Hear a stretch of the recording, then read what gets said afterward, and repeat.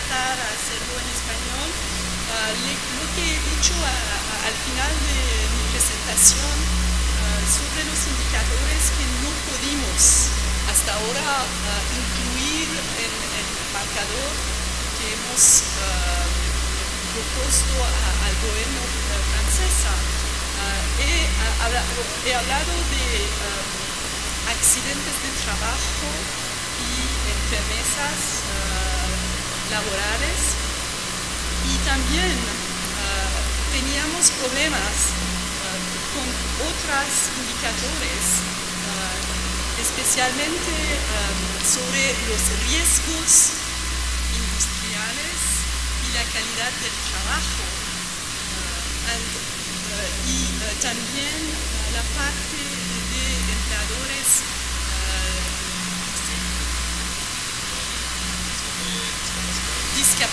discapacitados. Los indicadores sobre estos tres temas no pueden ser incluidos porque había un obstáculo grande sobre la definición común sobre cada de esos temas. ¿Qué es un empleador discapacitado? ¿Qué es la calidad del trabajo? ¿Qué son los riesgos industriales? Y después es muy interesante si podemos haber algunas informaciones sobre la manera que podemos ir más lejos que estos tres temas, y cómo podemos hablar sobre sobre indicadores de condiciones de trabajo y de empleo en las compañías.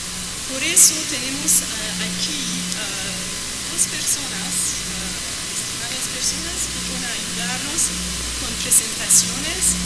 Agustín Salvia, sociólogo, doctor en ciencias sociales, investigador del CONICET, coordinador del programa Cambio Estructural y Desigualdad Social en el Instituto Gino Germani, y profesor titular de la Facultad de Ciencias Sociales de la Universidad de Buenos Aires.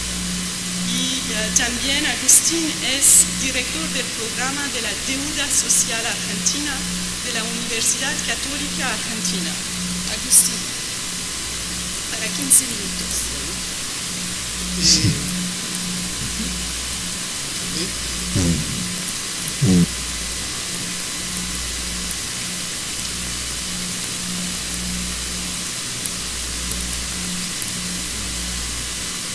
Bien, voy a comentarles en estos 15 minutos algunos de los resultados de una experiencia de investigación y de reflexión epistemológica que venimos haciendo desde el Observatorio de la Deuda Social Argentina, un programa de investigación que tiene vigencia en el 2003 y que ha puesto en juego, pone en el centro de la escena los imperativos sociales del progreso económico y social, y pone en reflexión los indicadores de ese progreso en términos de una definición de desarrollo humano más amplia. Me toca en esta oportunidad acotar el análisis a la convocatoria de esta mesa o de este taller, que es el estudio de las condiciones de trabajo en economías segmentadas, en economías heterogéneas, como son las de los países de América Latina. Ustedes tienen ahí también la página web, luca.edu.ar/observatorio, donde podrán consultar los distintos informes, metodología, diseños de trabajo. Trabajamos con una encuesta en grandes centros urbanos, 2.500 hogares hasta el año pasado, y de 6.000 hogares a partir del año 2010. Y algunos de los resultados y datos estadísticos van a tener base en esa encuesta nacional. Hago una síntesis del glosario. Quiero hacer una rápida presentación del enfoque teórico y los problemas de medición a los cuales nos enfrentamos cuando evaluamos o queremos evaluar el progreso de las sociedades. Las condiciones de trabajo como un foco, o en el foco de los imperativos sociales en América Latina, un elemento importante a considerar. El crecimiento económico argentino como un escenario relevante de estudio. No voy a analizar la situación latinoamericana, sino a poner en escena el caso argentino. Indicadores objetivos de progreso humano. Voy a introducir una serie de indicadores que hemos venido trabajando acerca de la situación sobre las condiciones de trabajo en el campo del progreso humano. Y también incorporaremos indicadores perceptuales, no los vamos a llamar subjetivos, sino perceptuales, y que creemos que pueden ser medidos objetivamente y de los cuales pueden estar dando cuenta aspectos del bienestar social o del bienestar personal. Y voy a hacer finalmente unos comentarios finales. Algunos supuestos teóricos.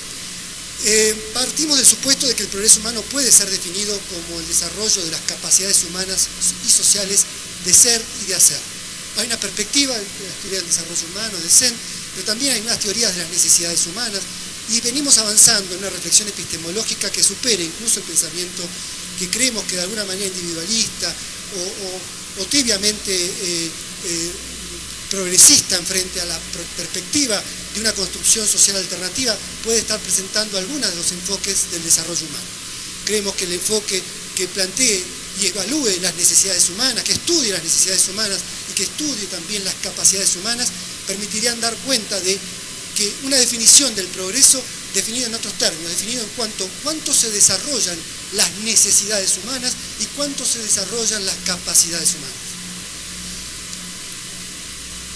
En este sentido, el progreso de las capacidades humanas exige, sin duda, condiciones y realizaciones esenciales, precondiciones de alguna manera, sin las cuales no puede afirmarse que haya bienestar social, que haya progreso, que haya desarrollo. Habría como ciertos mínimos, umbrales mínimos, más allá de los máximos, umbrales mínimos a partir de los cuales sería muy importante evaluar justamente para tomar una nueva definición de pobreza o déficit de bienestar o de subdesarrollo que nos permita justamente enriquecer nuestra mirada, nuestro entendimiento y comprensión de la problemática social de nuestro tiempo y la mirada de futuro, el horizonte posible a lo cual pueden alumbrar algunos de los descubrimientos que a partir de estos estudios, con estos enfoques, se pueden hacer. En este sentido, si bien sabemos que establecer cuáles son estos requisitos, esas precondiciones y medir el grado de realización de esas condiciones, de esas condiciones y logros del desarrollo humano, están atados o tienen que ver con la toma de definiciones normativas y con ciertos consensos intersubjetivos e incluso internacionales, su reconocimiento, y este es un punto importante desde el punto de vista epistemológico, surge de observaciones objetivas de la propia vida social. Creemos que la investigación científica puede dar cuenta de cuáles son los grados de desarrollo civilizatorio, el grado de las necesidades que son importantes de ser satisfechas, el grado de las capacidades que se ven limitadas y que deben ser potenciadas. La investigación científica tiene un papel importante en este sentido. E incluso, acá retomando un epistemólogo que vive en Canadá, argentino, Mario Bunge, diferenciaba las investigaciones de dos tipos, las tradicionales y las progresistas, o las novedosas, innovadoras, y definía las tradicionales como aquellas que seguían teorías conocidas, llevando adelante métodos conocidos, y que eran muy importantes, pero tan importantes lo eran también aquellas que seguían teorías alternativas con métodos novedosos, aunque no sabían claramente cuál era el resultado de sus trabajos. Nuestra experiencia apunta en este sentido a proponer teorías novedosas a través de métodos novedosos para iluminar aspectos de la realidad que pueden estar siendo oscurecidos o invisibilizados, producto del discurso político, del discurso ideológico o del propio desconocimiento del campo de las ciencias sociales acerca de esos fenómenos. Medir el progreso social. ¿Cuáles son las dimensiones esenciales del progreso? Obviamente hemos dicho que ellas pueden ser objeto de una investigación objetiva y de una observación objetiva. Creemos que se apoyan en los acuerdos civilizatorios. Los acuerdos civilizatorios de alguna manera dan cuenta de cuáles son los niveles mínimos de desarrollo humano y de capacidades humanas que deben ser garantizados. Los funcionamientos que afectan el desarrollo de esas precondiciones esenciales para la vida humana significan una violación a derechos humanos y sociales fundamentales. Creemos que aquí encontramos un parámetro a partir del cual evaluar cuáles son las dimensiones que deben ser estudiadas e incluso los umbrales mínimos que deberían ser garantizados. Justamente, el avance del conocimiento científico y los instrumentos normativos internacionales constituyen consensos históricos. Si pensamos que el desarrollo científico es desarrollo, no está dado una vez para siempre, que los acuerdos políticos y los institutos sociales y políticos y las propias normas evolucionan con la historia, podemos encontrar que el estudio de esas normas, el estudio de esos conocimientos nuevos que aporta la ciencia, van a ir generando la posibilidad de nuevos consensos. Pero esto significa introducirlos en la investigación, ponerlos a prueba, testearlos empíricamente, hacerlos objeto de la investigación y de la intervención en materia de políticas. Apuntemos ahora a este segundo punto, que eran las condiciones de trabajo. Obviamente las condiciones de trabajo forman parte de estos acuerdos civilizatorios, además de ser un componente central de la vida y de la reproducción de la vida, y no solamente de la vida individual, sino fundamentalmente de la vida social de los pueblos y de las distintas sociedades y grados de desarrollo social, económico y social que alcanzan las distintas comunidades mundiales. Ahora bien, hay cierta insatisfacción, y este es el punto de partida, inquietud que motiva justamente a la investigación a través de teorías novedosas, con métodos novedosos, la necesidad de ampliar una cierta insatisfacción sobre los indicadores oficiales, las indicaciones tradicionales sobre los cuales se basa el estudio de las condiciones de trabajo. No tengo la posibilidad de hablar sobre las condiciones de medio ambiente de trabajo, yo quisiera hablar de las condiciones de empleabilidad, de las condiciones mismas de empleo, como acotando el campo de análisis para no extendernos en la exposición. Pero lo que se trata es de ampliar la mirada para dar cuenta de viejas y nuevas realidades que creemos que pueden estar invisibilizadas en materia de bienestar e integración social, en donde el trabajo juega un papel importante.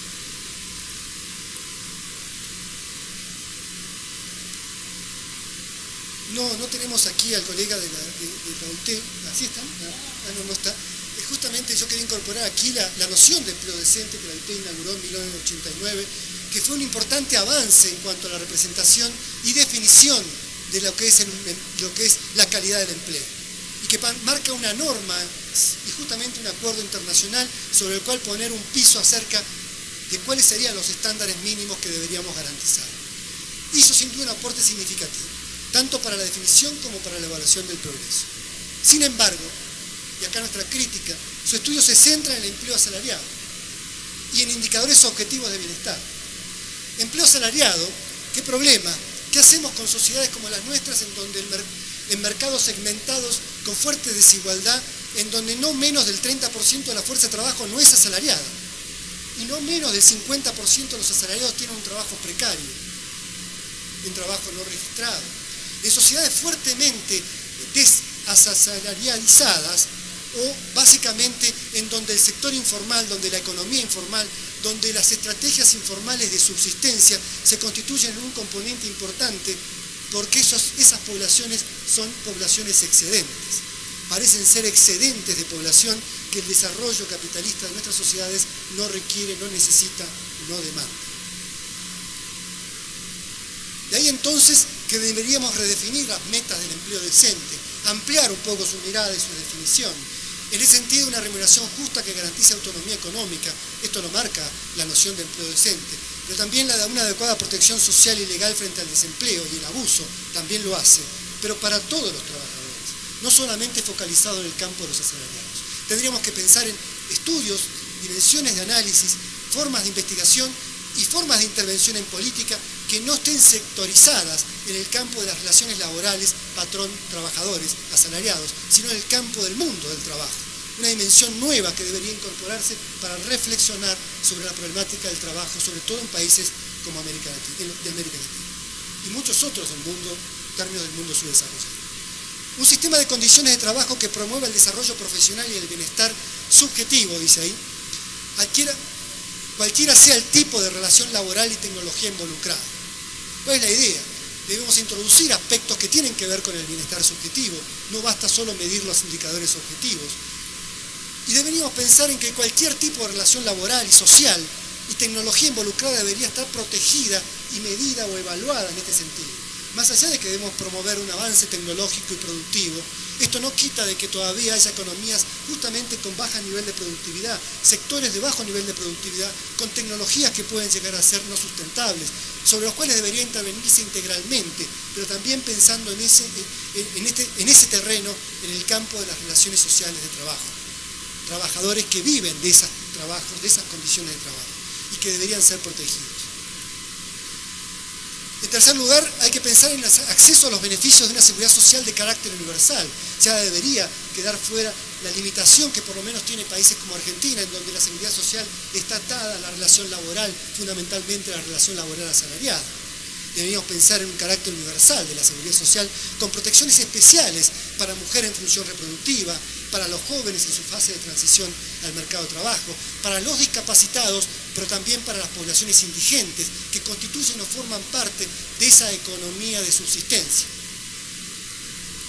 Derechos especiales o protecciones especiales, no protecciones de subciudadanía, protecciones de marginalidad, protecciones de indigencia, sino protecciones especiales que los pongan en igualdad de condiciones que el resto de los ciudadanos. Rápidamente, por el caso argentino, para mostrar la pertinencia, viabilidad, posibilidad de explorar algunos indicadores alternativos. El empleo, el trabajo y el progreso social en Argentina, en Argentina tenemos una fuerte deficiencia en varios aspectos, en términos estadísticos. Uno de ellos es que tenemos un Instituto Nacional de Estadísticas y Censo que viene estando intervenido y generando estadísticas afectadas por decisiones políticas, sobre todo en el campo de los precios, y donde el acceso a ciertas fuentes de información no es directa y no es accesible a los investigadores. Este problema, que puede estar también ocurriendo en Francia, pero que también nos ocurre a nosotros, pero tiene la mayor perversidad tal vez de alteraciones en algunos de los indicadores, observaciones o mediciones que realiza un instituto nacional. Pero más allá de esto encontramos las limitaciones de un instrumento de información a través de encuestas de hogares o a través de censos, que tiene todavía bases teórico-metodológicas fundadas en paradigmas del siglo XX, de mediados del siglo XX, y que no necesariamente, y que muchos de ellos han sido importados y que no necesariamente han sido adaptados a estas condiciones de una Argentina cada vez, con una economía cada vez más segmentada, más heterogénea.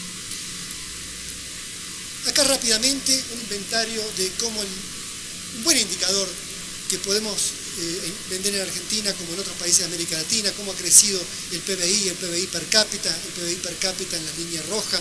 Vemos la evolución progresiva que ha tenido desde el año 2003 este indicador, mostrando que la Argentina aparentemente, según este indicador, sería una economía más rica que lo era en el año 2003, y que en términos de ingreso per cápita también lo es así, y más allá de cierto retraso en el año 2009, el 2010 aparece como un nuevo proceso de recuperación. Pongamos en duda algunos de estos indicadores y miramos qué está ocurriendo en el campo de las relaciones laborales o de las condiciones de trabajo. Preguntas relevantes: ¿cuál ha sido el impacto del progreso económico, incluso en el aumento del empleo? No lo digo ahora, lo agrego, sobre el desarrollo y menos social en la Argentina. ¿En qué medida el crecimiento en un país con sistemas laborales segmentados se ha traducido en mejoras de desarrollo humano y social? ¿En qué medida el progreso económico implicó una disminución real de las brechas de desigualdad estructural y de la marginalidad económica, laboral y social en nuestro país? Creo que son preguntas relevantes, que no bastan con tomar las medias como medidas estándares para evaluar el progreso en la sociedad, sino entender qué está ocurriendo con aspectos al interior de estas sociedades en términos de sus sistemas de desigualdad social. Veamos algunas medidas objetivas que introducimos en el estudio. Una es la condición de actividad pensada en una dimensión más amplia, el empleo decente en la definición del OIT, pero también incorporando aquí a los trabajadores no asalariados, versus el trabajo precario de trabajadores asalariados y no asalariados, el subempleo indigente, son aquellos que realizan changas, actividades inestables, de muy baja productividad, y el desempleo abierto o incluso el desempleo por desaliento. Es una ampliación de las definiciones de condición de actividad a las que tradicionalmente manejan otros instrumentos estadísticos y metodológicos. El no acceso al sistema de la seguridad social, sea público o privado, el riesgo de desempleo o subempleo extendidos, no solamente pensado en el mes, en la semana anterior, sino pensado en el riesgo a lo largo de un año, como una medida que podría ser introducida fácil en los instrumentos de estadística para evaluar el riesgo al desempleo y al subempleo. Los ingresos laborales de indigencia y de pobreza como un criterio para evaluar no solamente los estándares de los ingresos mínimos o salarios mínimos que fijan los gobiernos, sino como el método para evaluar aspectos que tienen que ver con la capacidad del trabajo de reproducir al menos la vida o de garantizar la subsistencia económica de la persona y de la familia. La autoexplotación forzada a la que se ven sometidas las mujeres, y no solamente a veces las mujeres, sino también los niños y los varones, a través de los jóvenes, a través del trabajo en el hogar, que no está siendo suficientemente estudiada y explorada por los instrumentos tradicionales. Y finalmente el trabajo infantil, tanto doméstico como de mercado, que tampoco está suficientemente abordado por los instrumentos estadísticos tradicionales. Presento algunos datos porque no me va a dar el tiempo. La Argentina, la situación laboral de la población económicamente activa, así extendida, nos estaría dando cuenta de las barras verdes marcan el empleo decente de asalariados y no asalariados, y vemos que efectivamente ha habido un incremento entre el año 2004 y el 2010, en donde el techo lo encontramos en el 2007 y la Argentina después ha tenido un proceso de relativo estancamiento, a pesar de que siguió creciendo en el año 2008 y también de que ha crecido en el año 2010. Sin embargo, el crecimiento más fuerte tuvo que ver después de la crisis 2001-2002, crisis financiera, económica, productiva en Argentina, que ha sido muy fuerte, que se trasladó a otros países de América Latina, pero que tiene un paradigma propio en nuestro país. Esta situación parece que recuperó fuerzas hasta el año 2007, pero después se ha tendido a estancar. El modelo económico no parece ser tampoco muy capaz de producir cambios o alterar este proceso. ¿Gracias a qué ha venido creciendo el empleo pleno? Gracias a una reducción del desempleo y del subempleo. Sin embargo, estos se han mantenido relativamente estancos en un 20% desde el año 2008-2007, o más de un 20%. Son las dos barritas superiores, la naranja más fuerte y la más débil. Y en el medio tenemos un empleo continuo, estable, regular, pero precario, no registrado, sea asalariado o no asalariado. Un empleo negro se lo llama generalmente en nuestros países. Lo que estamos viendo aquí en esta imagen es básicamente una estructura segmentada que no ha tenido grandes cambios, los cambios cualitativos a lo largo del tiempo, a pesar del fenomenal crecimiento económico a tasas del 8, 7 o 9% anual que ha tenido nuestro PBI per cápita. ¿Cuánto tiempo?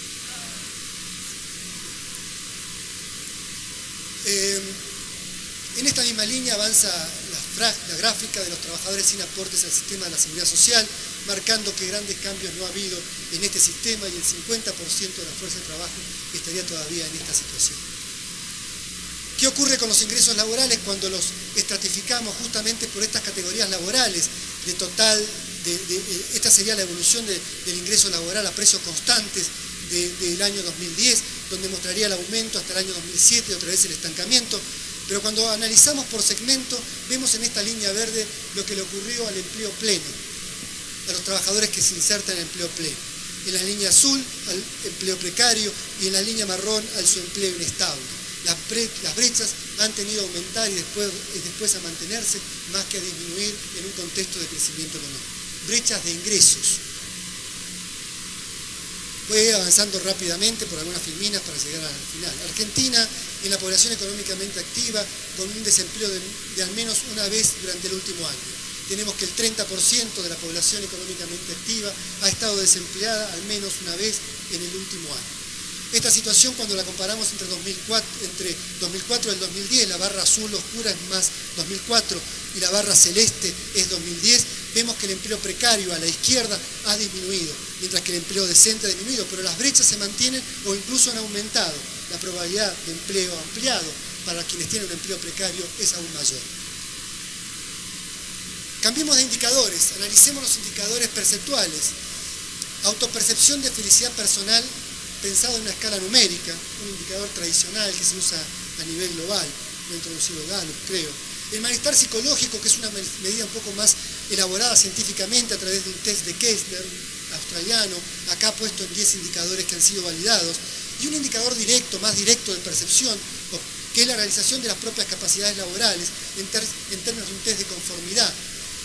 Hay otros como la satisfacción laboral, deseos de cambiar de trabajo, también es una pregunta directa que mide una representación directa perceptual del trabajador. Y la satisfacción con las condiciones sociales y técnicas del entorno de trabajo. Son dimensiones que debería poderse incorporar, son sencillas, relativamente sencillas de incorporarse en las encuestas de hogares. Acá voy a presentar algunas para mostrar también su correlación con algunas estructuras sociales de segmentación. Un minuto. Percepción de felicidad en la Argentina. Avanza con el crecimiento del PBI, se estanca en el año 2007, 2008 y tiende a descender en los últimos años. Pero ¿qué ocurre cuando analizamos esto de acuerdo a la condición o a la situación laboral, el tipo de inserción, en qué mercado segmentado se encuentra el trabajador?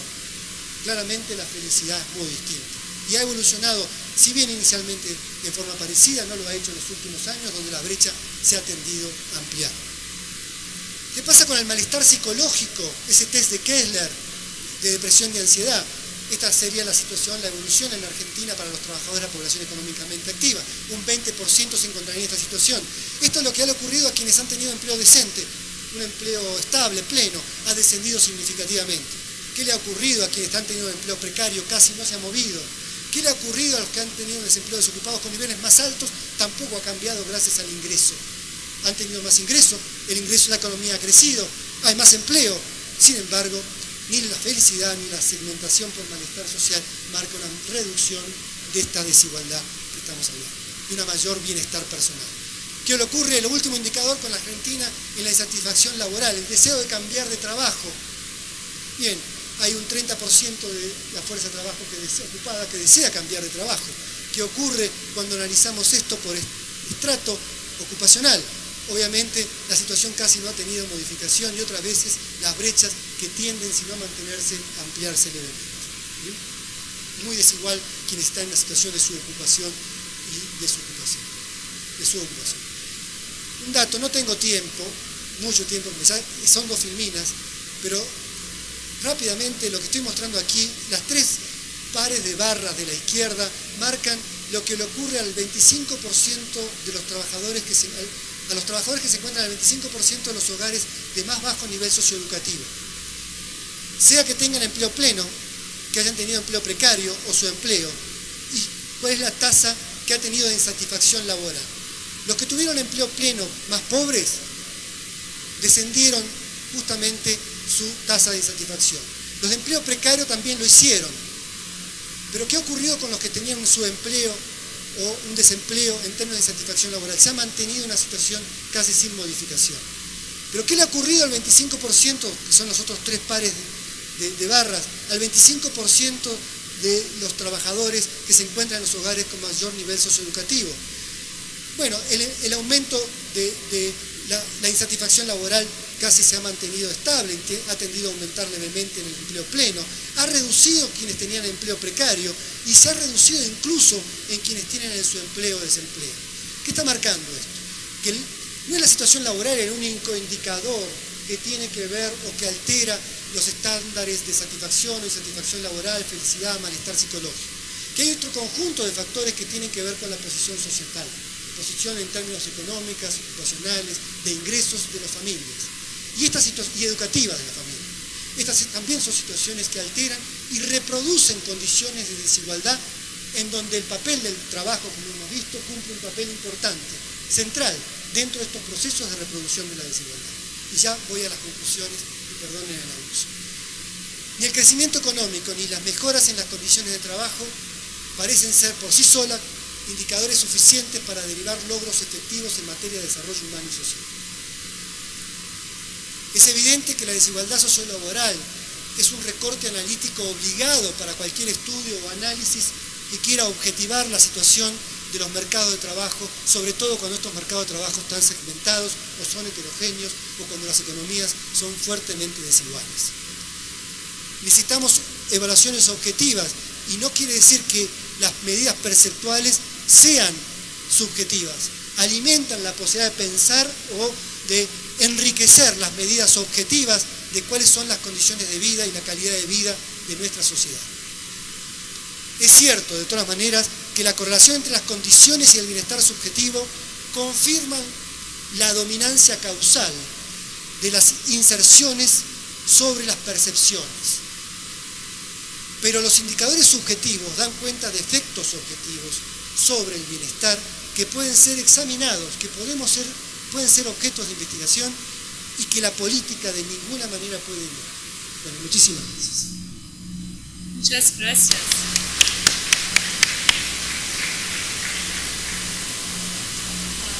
Pienso que la mejor cosa es que Zulma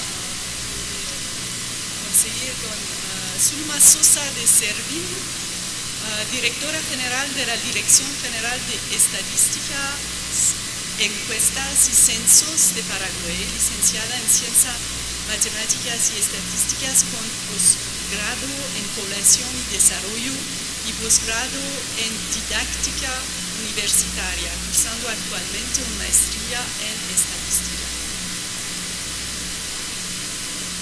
sobre la mediación del empleo y condiciones de empleo en Paraguay. Muchas gracias. Buenos días. Bueno, antes que nada, agradecer a los organizadores la oportunidad de compartir con ustedes el trabajo que venimos realizando en Paraguay desde el ámbito de las estadísticas oficiales, a quien represento en este momento. En ese sentido, voy a compartir con ustedes la experiencia de Paraguay en la investigación de la temática del mercado laboral a partir de las encuestas de hogares que realizamos de manera anual. De manera muy rápida voy a mostrarles cuáles son los principales temas que investigamos, cómo medimos las diferentes aristas del empleo, las formas de remuneración, los indicadores sobre calidad del empleo y condiciones de bienestar que hemos estado incluyendo en los últimos años, y luego ya la situación en algunos indicadores específicos en cuanto a los principales resultados de estas encuestas, así como algunas reflexiones en cuanto a los avances y retos que tenemos en Paraguay en términos de esta temática. Bueno, las encuestas de hogares en Paraguay tienen una reciente historia en términos de la cobertura geográfica a nivel nacional.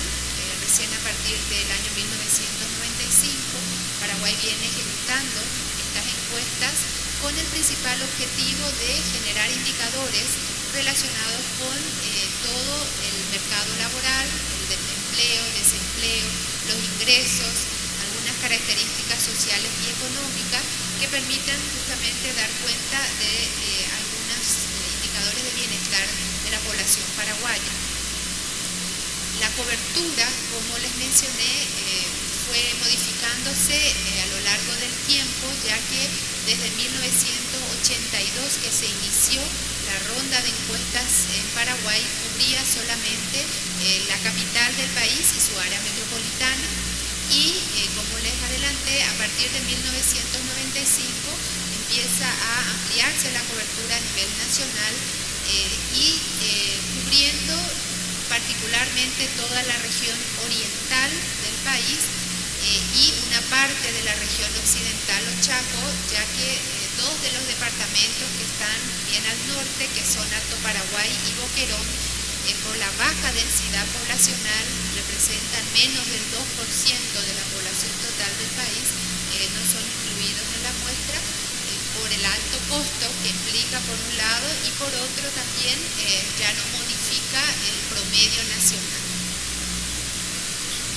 En cuanto a los temas investigados, cabe mencionar que nuestra encuesta permanente hogares, más allá de medir principalmente, al constituirse casi la única fuente de medición del empleo a nivel nacional, es una encuesta bastante amplia y yo diría prácticamente de medición de condiciones de vida.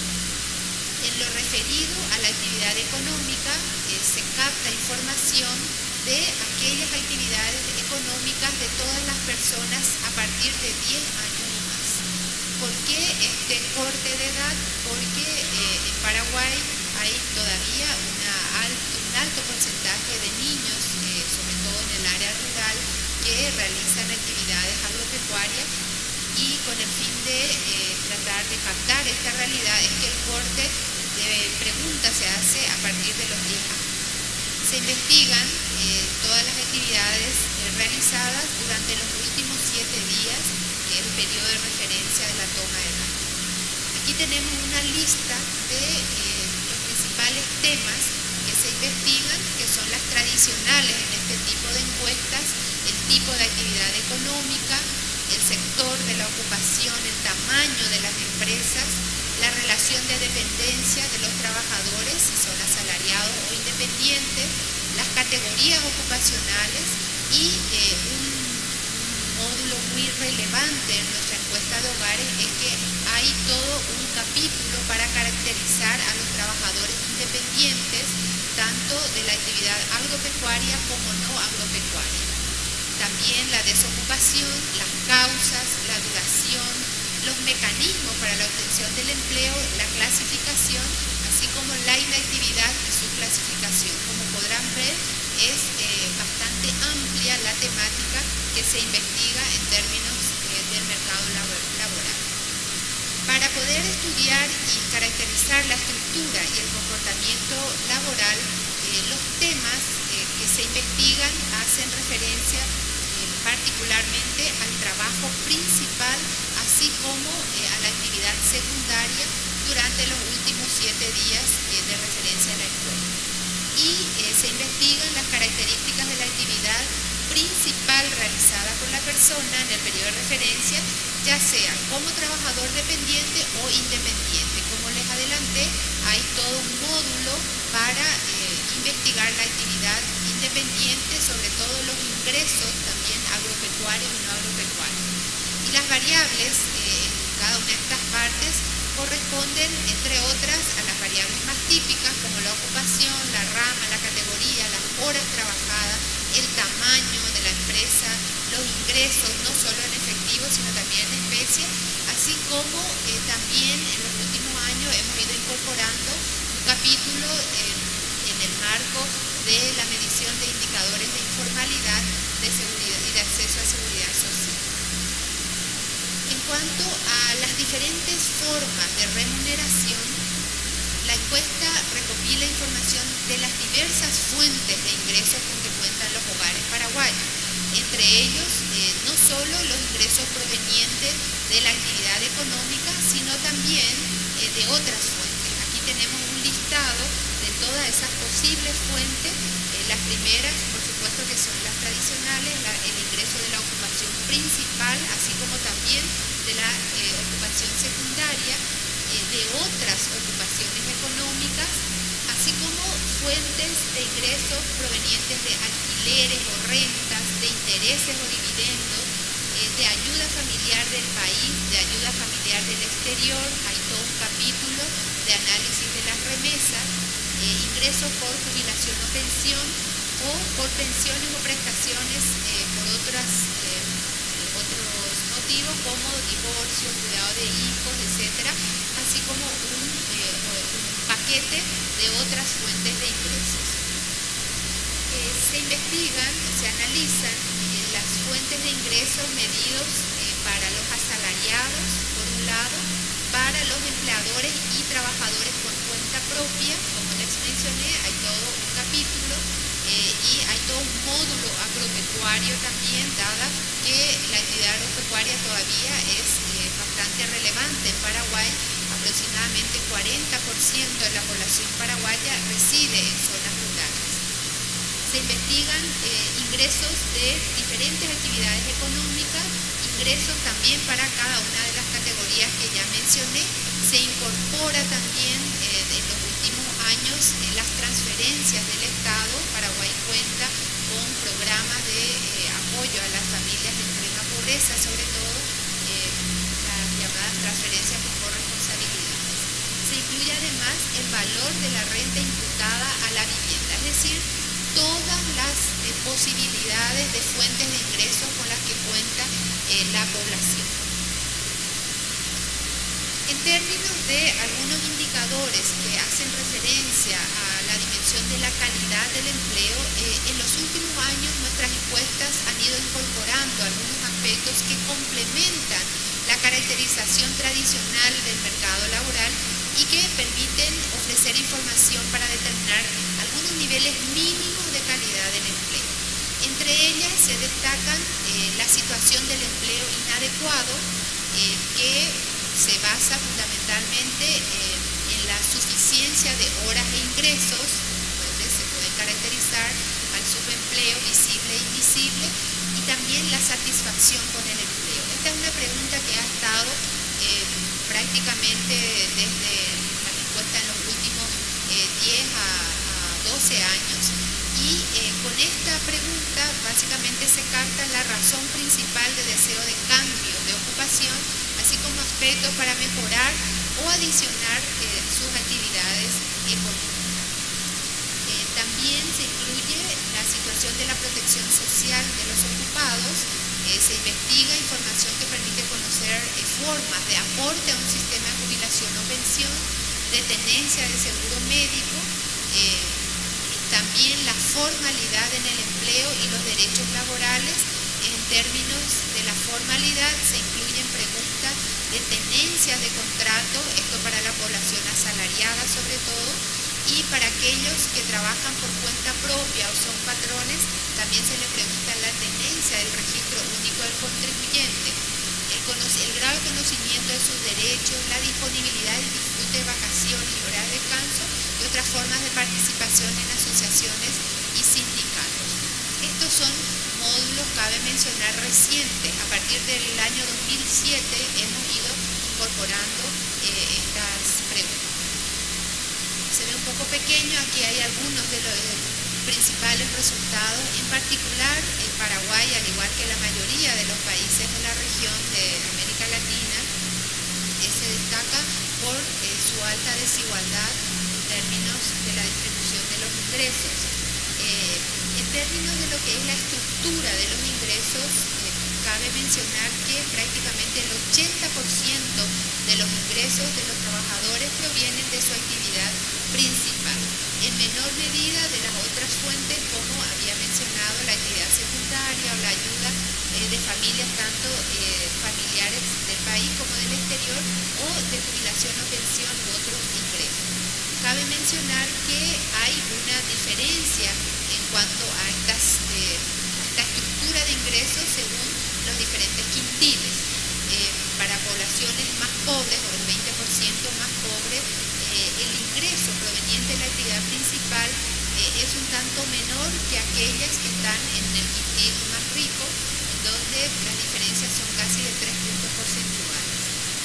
Cabe mencionar también que la ayuda familiar del exterior, independientemente del estrato socioeconómico en cuanto al nivel de ingreso, es una fuente que permea prácticamente a todos los estratos. Si bien, como es de esperarse, los estratos más pobres tienen un peso, digamos, más significativo de esta fuente referido a aquellos estratos más ricos. Otra particularidad también es que el promedio de ingreso mensual en la ocupación presenta también diferencias muy significativas según el grado o la categoría ocupacional del trabajador. Mientras el promedio de ingresos para aquellos empleados del sector público ronda los aproximadamente $500, en el caso del trabajador por cuenta propia, el promedio de ingresos supera poco más de $200. O sea, la diferencia es bastante significativa. Como es de esperarse, aquellos patrones o empleadores son los que registran mayores ingresos, en este caso alrededor de $800 aproximadamente en promedio. Y hay diferencias también muy significativas según el área de residencia del trabajador.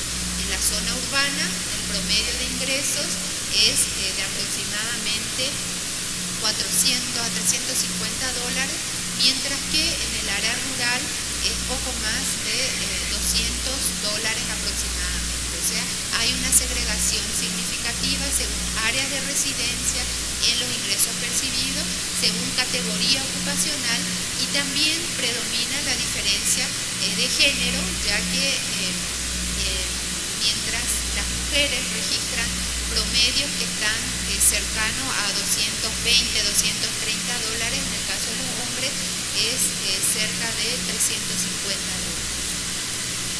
Otra particularidad de la distribución del ingreso es la alta desigualdad medida por el indicador de Gini.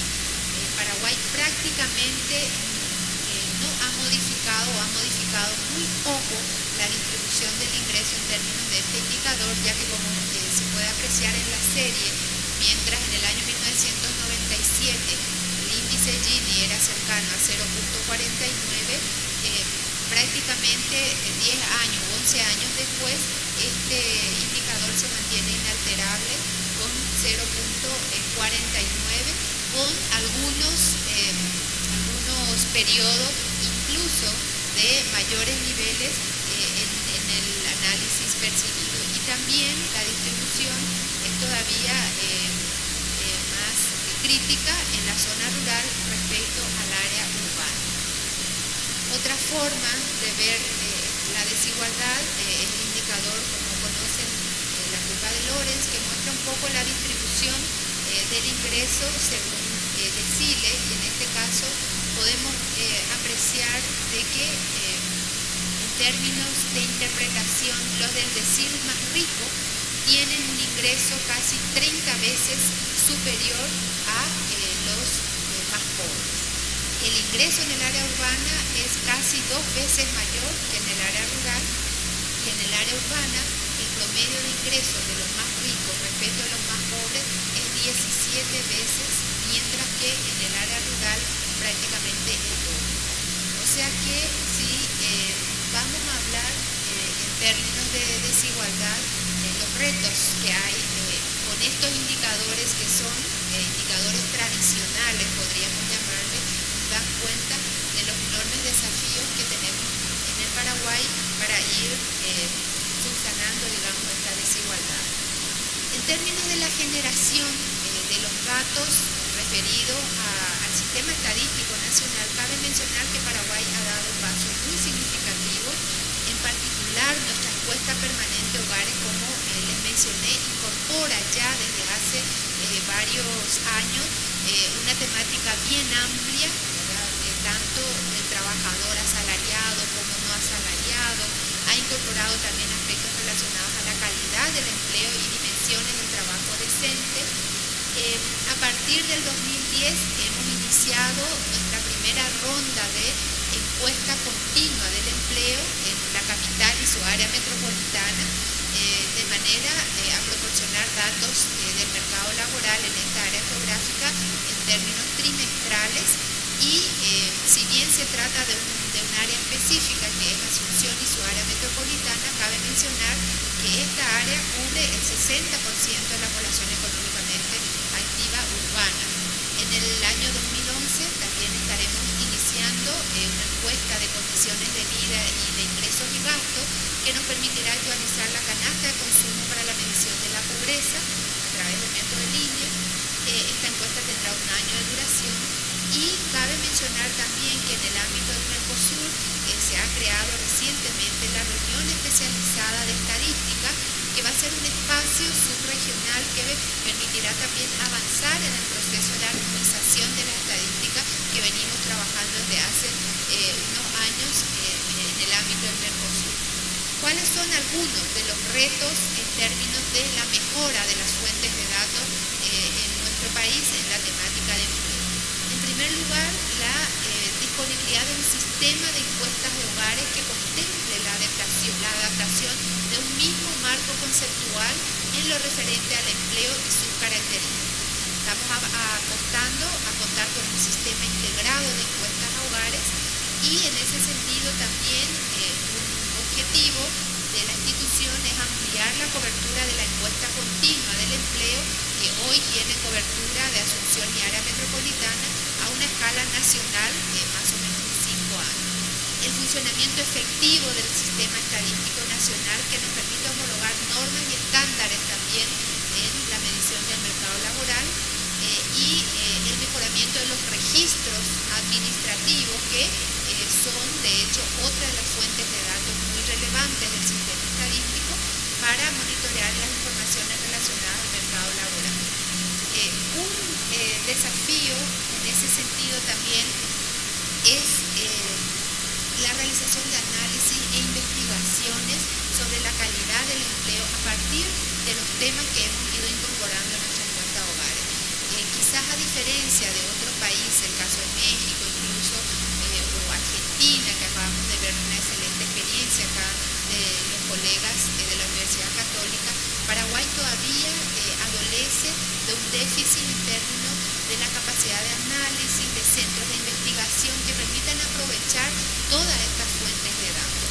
Por decirles que los indicadores de calidad los publicamos nosotros de manera regular, y luego no hay otros estudios hasta ahora que puedan profundizar y analizar no solo la calidad de la fuente de datos, sino también las aristas que nos permitan profundizar estos análisis. Y, por supuesto, una vez que estén estos estudios, el gran reto es que sean considerados al momento de la elaboración de la política.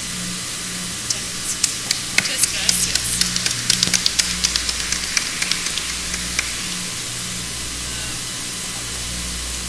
Antes de darle la posibilidad de preguntar algunas preguntas a nuestros conferencistas, lo que veo es la gran diferencia entre países como Francia, Argentina, Paraguay, para andar sobre indicadores comunes, sobre estas, por ejemplo, porque si en Francia, por ejemplo, empleemos indicadores relatados con empleo decente, no podemos decir nada muy significativo sobre el mercado laboral y las condiciones laborales de trabajadores franceses. Debo tres ejemplos. Por ejemplo, sobre la seguridad social es universal ya, para todo el mundo. Después no podemos medir nada. La misma cosa sobre el tipo de la precariedad, no es la misma cosa, por ejemplo, entre asalariados y no asalariados. La precariedad en Francia se exprime sobre la naturaleza del contrato, la duración del contrato es indeterminado o corto contratos, o por ejemplo es sobre las horas de trabajo que no son completas, pero no hay todo el mundo es asalariado en un tipo u otro. Y el tercer ejemplo que puedo tomar es los derechos laborales y ingresos que son muchos marcados, regulados en Francia con leyes, convenciones colectivas y cosas así. Es muy difícil comparar los países, pero es muy útil tener indicadores propias a cada país. Y la otra cosa que quería decir es que hay una diferencia entre condiciones laborales de empleo y condiciones laborales de trabajo.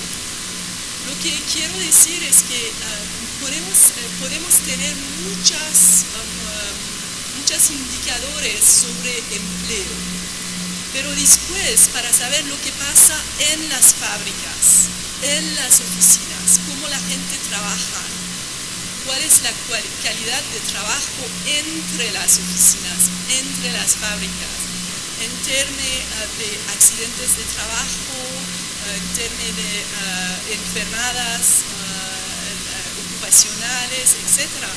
Tenemos menos datos y es un problema común entre países. En Francia también tenemos problemas. ¿Por qué no tenemos lo que te dije esta mañana? Es que no tenemos data sobre estas cosas y no tenemos definiciones comunes sobre cuál es la calidad de trabajo entre oficinas y fábricas. Y pienso que la idea de Agustín de observaciones objetivas de la propia vida social es muy importante porque tenemos que haber observaciones entre fábricas y oficinas para saber cómo empleados, cómo obreros trabajan cada día. Podemos tomar algunas preguntas.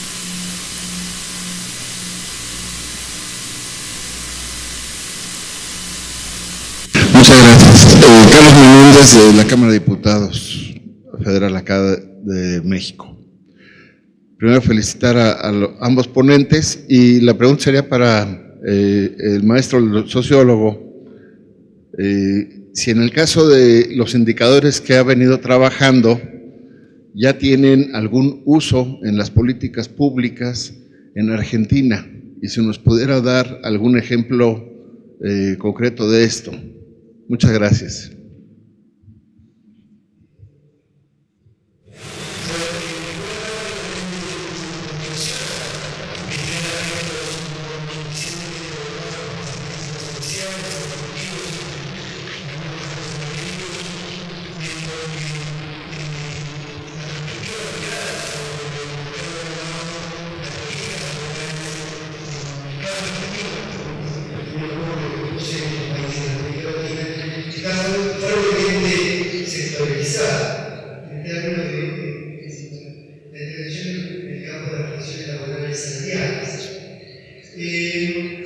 Nuestras mediciones, y es lo que creo que puede hacer la academia en el campo de la construcción de nuevos observables, de nuevas metas de desarrollo e incluso de la definición de las políticas, nuestra labor apunta a la generación de conocimiento que de alguna manera se puede instalar en la agenda pública a través del debate académico, del debate social, y que de esta manera se puede intervenir en la definición de un cambio de políticas y también así un cambio de paradigmas acerca de lo que sería progreso y desarrollo en nuestras respectivas sociedades. Creo que el aporte que puede hacer la academia, si bien es ideal que intervenga directamente en la definición de políticas, eso ocurre en donde los estados inteligentemente de alguna manera consultan a sus investigadores y a sus centros de investigación cómo hacer, cuál es el mejor camino a aprender y cuáles son las mejores estrategias a seguir. Pero hay muchos países, en el caso argentino, donde los centros de investigación públicos o privados no se constituyen en una fuente de información para el diagnóstico y la definición de políticas, sino que ocurren procesos más de tipo de cooptación de cuadros de investigación a la esfera de la acción política, y esto justamente desvirtúa el papel que puede tener la academia cuando se trata de que la investigación científica ilumine nuevos espacios, nuevos territorios, nuevos horizontes. Aquí lo que es.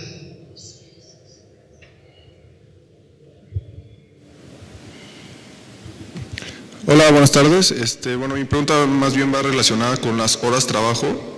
Tengo entendido que en Europa la gente trabaja menos horas que aquí en América.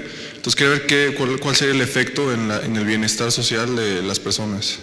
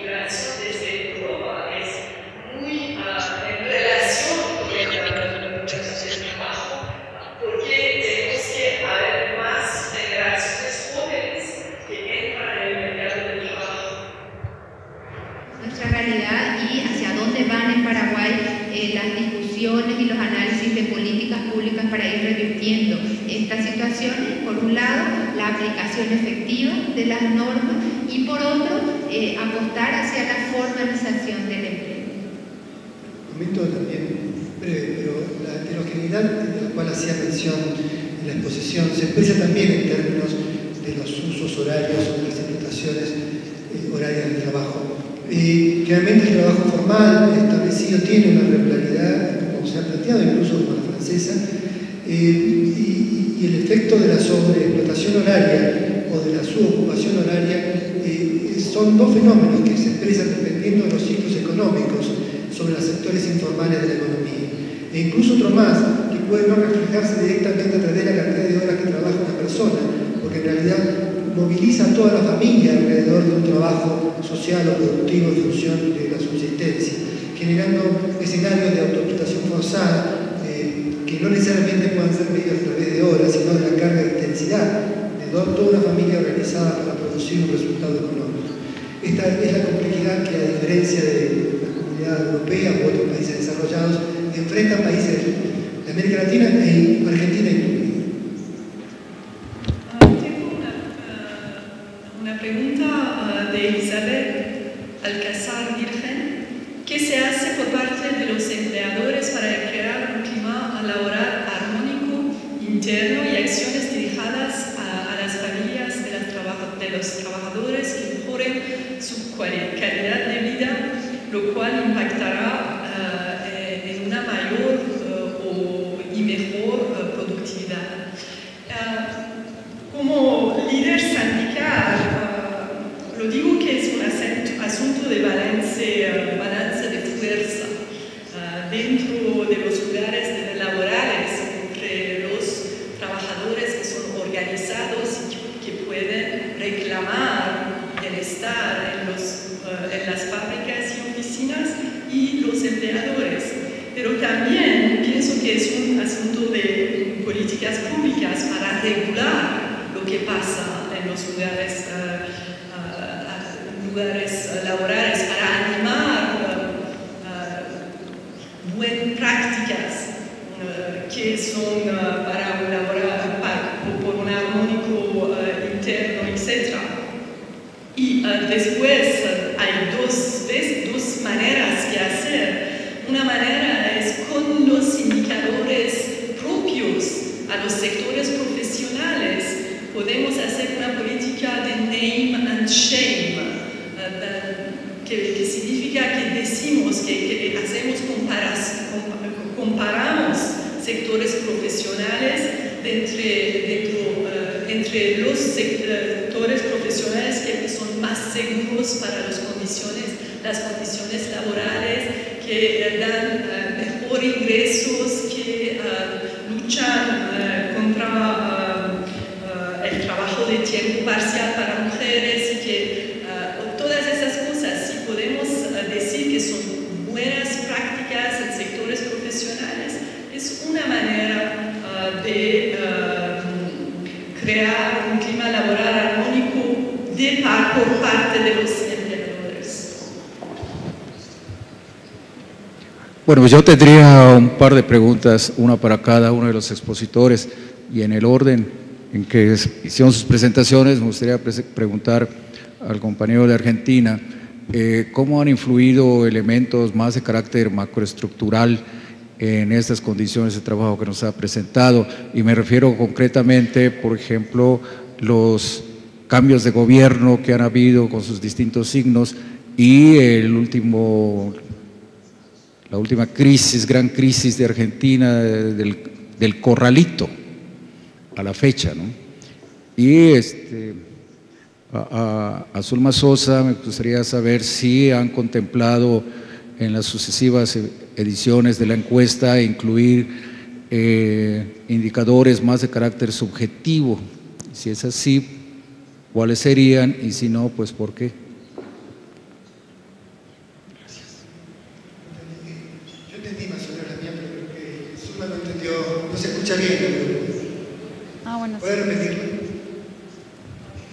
Sí, me refería a cómo han influido elementos macroestructurales en las condiciones de trabajo que nos ha presentado, y me refería concretamente a los cambios de gobierno con sus distintos signos y al impacto que tuvo el corralito.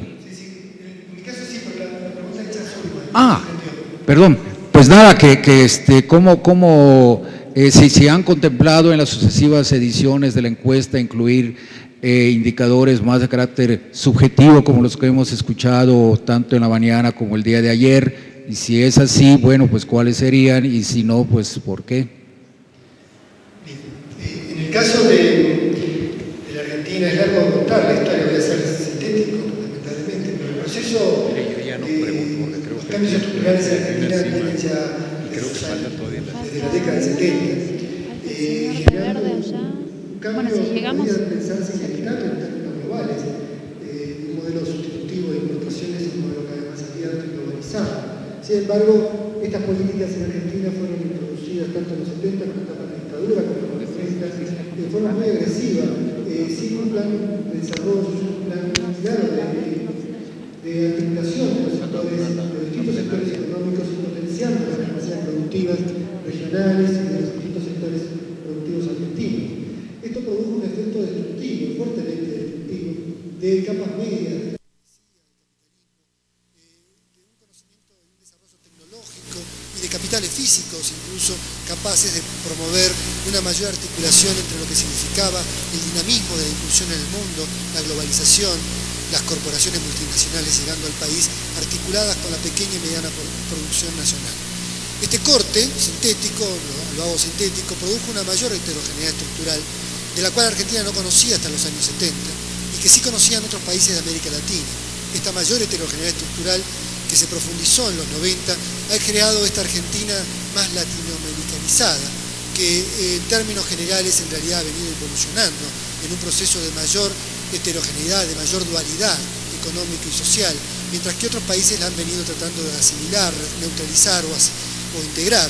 En Argentina esto se ha venido profundizando y la situación de la crisis 2001 y 2002, después del marco de la convertibilidad, este sistema de corralito que usted señalaba, con esa crisis financiera que significó, cada crisis en Argentina, producto de este proceso de una política que no ha tenido un plan de desarrollo integral, sino que ha buscado asimilarse a los distintos contextos internacionales y que le ha ido mal, esas crisis han profundizado aún más estas brechas de desigualdad sectorial, productiva, económicas y sociales, sobre todo en la distribución del ingreso, pero también en las capacidades productivas y en el acceso a los capitales físicos para trabajar y producir para un mercado interno, para un mercado global en expansión.